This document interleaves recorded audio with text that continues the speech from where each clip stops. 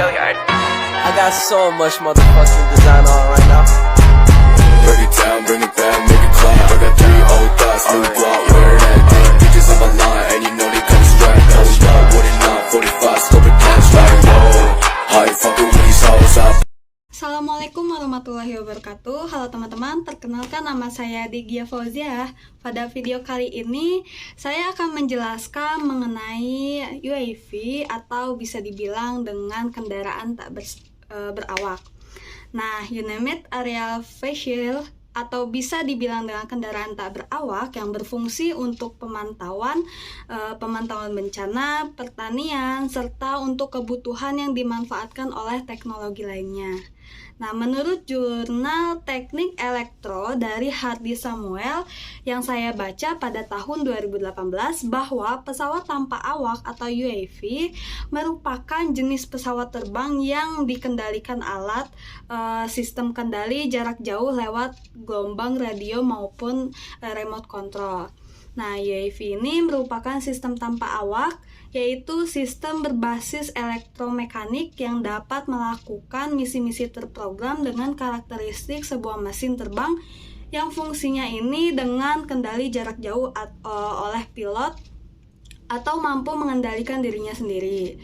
Nah, menggunakan hukum aerodinamika untuk mengangkat dirinya sendiri.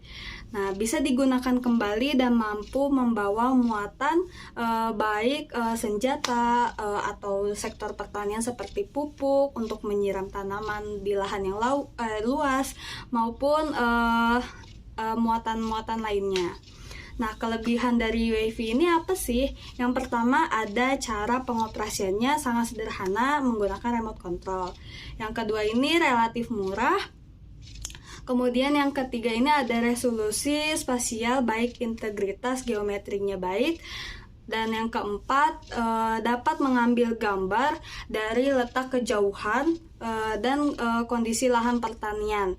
Nah, kemudian ada jenis-jenis UAV. Nah, ada 3 nih teman-teman. Yang pertama ini ada fixed wing, yang dimana ada sayap tetap yang merupakan pesawat tanpa awak yang didesain dengan bentuk sayap yang sudah tetap dan merupakan komponen gerak dari pesawat itu tersebut. Yang kedua ini ada single rotor atau baling-baling tunggal. Nah, single rotor ini merupakan UAV yang memiliki satu mesin penggerak. Sedangkan yang terakhir ini ada multirotor. Nah, multirotor ini merupakan baling-baling yang lebih dari satu. Nah, multirotor ini bisa disebut juga dengan drone sekarang. Seperti baling-balingnya lebih dari 2 atau 4 atau 8. Nah, sekarang pada video kali ini juga saya akan menjelaskan lebih detailnya ini mengenai dengan definisi pada multirotor, drone, serta hukum aerodinamika. Nah, drone ini merupakan pesawat tanpa awak atau pesawat yang dikendalikan dari jarak jauh menggunakan sistem remote control. Drone lebih sering digunakan dalam berbagai kegiatan seperti pemetaan, kemudian ada pengawasan, kemudian ada kegiatan hobi dan pertanian, kemudian masih banyak lagi ya. Kemudian ada mekanisme dari drone itu. Drone dilengkapi dengan satu set sayap untuk menghasilkan daya angkat dan gerak maju ke depan atau ke belakang. Ada beberapa jenis drone, mulai dari yang hanya membutuhkan satu set sayap hingga yang memiliki 4 atau lebih set sayap. Nah, kemudian drone juga dilengkapi dengan salah satu jenis motor. Nah, pada umumnya drone ini memiliki motor, yaitu motor listrik. Nah, selanjutnya ada komponen penting pada drone. Nah, yang pertama ini ada frame. Nah, frame ini merupakan bagian utama dari multirotor yang berfungsi sebagai tempat meletakkan beberapa komponen elektro. Yang kedua itu ada controller atau remote control yang fungsinya ini untuk pengendali yang digunakan untuk mengontrol gerakan drone. Yang ketiga ini ada flying control yang merupakan sebuah pengatur pada mekanisme yang berada pada multirotor untuk bergerak dan mengatur kecepatan pada drone tersebut. Yang keempat, selanjutnya ini ada GPS. GPS ini merupakan untuk melacak posisi drone secara akurat. Nah, apabila drone itu hilang, jadi kita bisa mengetahui posisi drone itu ada di mana. Yang kelima ini selanjutnya ada motor. Nah, motor penggerak yang digunakan pada multirotor ini dipilih sesuai dengan kegunaannya. Yang keenam ada kamera atau sensor yang digunakan untuk memantau area tertentu. Yang ketujuh ada ESC atau Electronic Speed Control, merupakan part sebagai penyalur arus dari baterai menuju motor yang digunakan. Yang terakhir ada propeller yang berfungsi sebagai transmisi putaran dari motor menjadi gaya angkat. Nah, pada hukum aerodinamika drone ini, mengapa sih dia tuh baling-balingnya tuh bisa terangkat? Karena aerodinamika ini terkait dengan prinsip dasar bagaimana drone dapat terbang. Drone didesain agar dapat menaklukkan hambatan udara dengan menggunakan sayap dan motor. Dalam merancang suatu pesawat, hal terpenting untuk membuat desain yaitu membuat perkiraan awal untuk dasar karakteristik pada aerodinamis. Jadi ada gaya drag dan gaya lift. Nah, udara dapat mengalir melewati pesawat terbang atau badan pesawat yang harus dialihkan dari jalur AC-nya. Nah, hal tersebut dapat menyebabkan perubahan kecepatan udara. Nah, prinsip dari Bernoulli menjelaskan bahwa dengan kecepatan udara yang stabil melalui set sayap pada drone, tekanan udara di atas sayap lebih rendah daripada di bawah sayap. Sehingga dengan sendirinya drone akan terbang,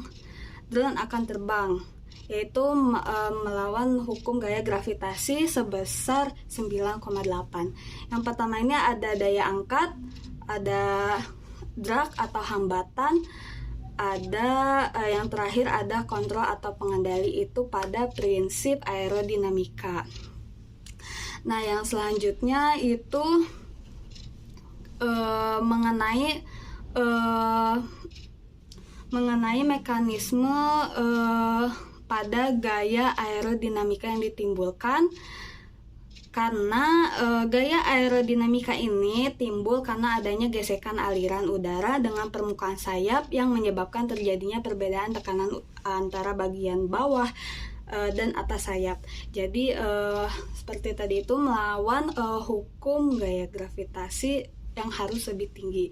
Karena nilainya koefisien gaya tak berdimensi yang sama, walaupun dengan ukuran sayap yang berbeda, maka koefisien gaya lift atau CL dan koefisien gaya drag atau CD tak berdimensi dirumuskan sebagai berikut.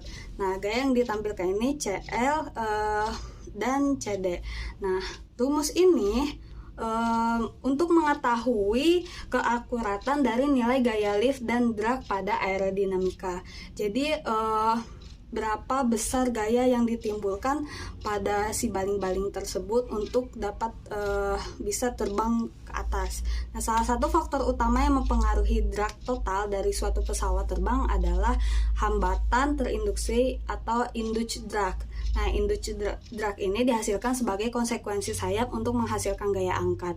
Nah, ketika menghasilkan gaya angkat, tekanan di permukaan bawah sayap lebih besar dan permukaan atas. Nah, harusnya udara akan cenderung untuk mengalir dari daerah tekanan tinggi ujung sayap atau wingtip ke dalam tekanan rendah di atas sayap aliran lateral ini untuk membentuk vortex yang memiliki arah ke bawah, downwash. Nah, di belakang tooling edge dari sayap, arah aliran mempunyai vektor untuk membelokkan ke arah belakang sehingga mengurangi efektivitas gaya lift. Nah, gaya tersebut membuat baling-baling drone bisa berputar kencang sehingga dapat berdiri. Nah, dalam desain drone ini, aerodinamika ini sangat penting loh untuk menjamin kestabilan dan keamanan dalam pengoperasian drone. Nah, oleh karena itu, bagi yang tertarik untuk membuat drone, penting sekali untuk mengetahui mekanisme dan hukum aerodinamika pada drone. Jadi jangan asal beli ya. Mungkin cukup sekian video atau pemaparan yang dapat saya sampaikan. Kurang lebihnya mohon dimaafkan. Wassalamualaikum warahmatullahi wabarakatuh.